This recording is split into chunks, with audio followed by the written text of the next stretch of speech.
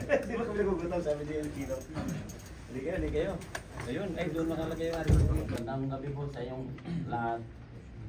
Ako po si Johnny Manlolo na isang crew ng Diren at kami po yung nakaligtas na tatlo sa bangka. Yung nangyari po nung gabi na yon, alas 3 po ng madaling araw, oras na po ng babaan na po ng mga service namin. At nung naibaba na po lahat ng service namin, kaming naiwan po na sa motherboard, namumusit na po para pamain na po sa huli naming isda. Pagkatapos po, mga alas 4 po ng umaga, bigla pong dumating yung tribunada po, kung tawagin po namin. Kaya po, siyempre ulan po yun. Pag sa po, pumasok na po yung kasama kong dalawa sa loob. Di bali 5 na po sila doon sa loob. Ngayon po, ako na lang po yung isang natira sa uli. Pagkatapos po, mga 20 minutes po ang tatak ng ulan, medyo humina na po siya. Yung oras lang po na yun, 4:20, isaktong pagtayo ko po, nandiyan na po yung barkong bumangga po sa amin. Kitang-kita ko po talaga nung isaktong tumama po siya sa amin. Tapos po yun, bigla lang po kami tumaob. At pagkatapos po, nalaglag na po kami lang sa tubig, hindi na po alam kung anong sumunod nangyari at kanya-kanya lang po kaming languyan. Pagkatapos po, nakasampa naman ako doon sa bangka namin na nakataob.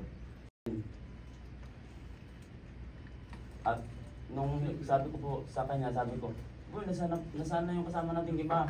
Sabi niya, "Hindi ko alam dahil madilim po nga eh."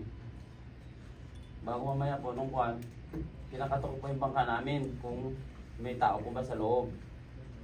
Mga nakailang katok po ako sa bangka, may sumagot po na isa. Yan po nga po yung kasama ko, si Mandy. Sabi niya, "Kuya, tulong." Sabi ko, nasaan yung iba?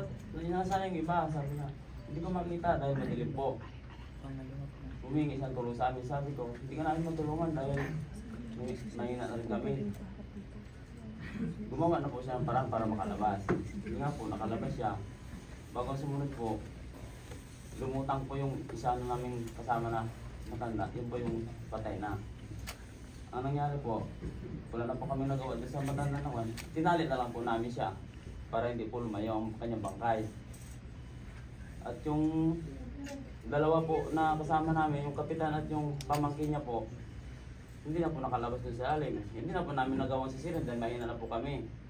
Ang ginawa po namin tatlo, umakyat na lang po kami doon sa bangkang tumaob. Umakyat po kami doon sa taas dahil mataas pa po yung lutang eh.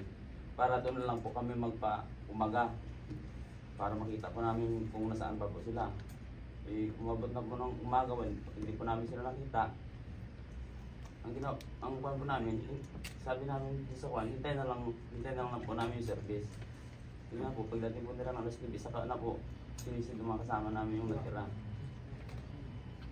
Madilim po no? Opo. Panahon na yun. Pero nakikita nyo parating yung wet marker? Opo. Anong itsura?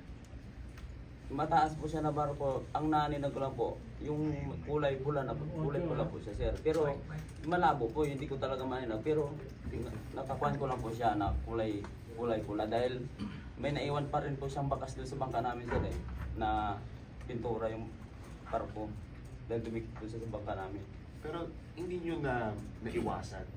Nakatali po kami sa paya nun, sir, 4:20. Madilim pa po yan, hindi pa po kami umari sa paya pag anong oras, sir. Wala rin pong ilaw dun sa bangka. Meron po, ma'am. At kumandar na po yung makina namin nun, ma'am. Gising na rin po kami. So sa tingin nyo ba dapat nakita nila kayo? Hindi ko po sure, sir, dahil siyempre po madilim po. Pero sa palagay ko po, sir, di ba po, ang barko may radar naman po yan. Nadiditig nila kung mayroon ba o walang katamaan sila sa daan, di ba po, sir? Ano ba yung kondisyon ng dagat ng panahon yun? Kasi meron po kami nadidinig like kanina umaga po na pwede pong hindi nila naramdaman na nabangga kayo. Depende sa kondisyon daw ng dagat. Okay naman po. Kalmang-kalma naman po. Halos na sa 1 feet, 0 feet na yung alon, sir. So dapat ba pag nabangga nila kayo ay naramdaman nila? Hindi ko rin po masabi, sir, dahil sa sobrang laki po siguro ng barko, sir, baka hindi po nila maramdaman dahil malaki po yung barko nila sir eh. Maliit lang po yun sa amin. Okay. So, posible hindi nila naramdaman. Opo. So, para sa inyo po ba, aksidente po ba ito? Opo, aksidente po talaga.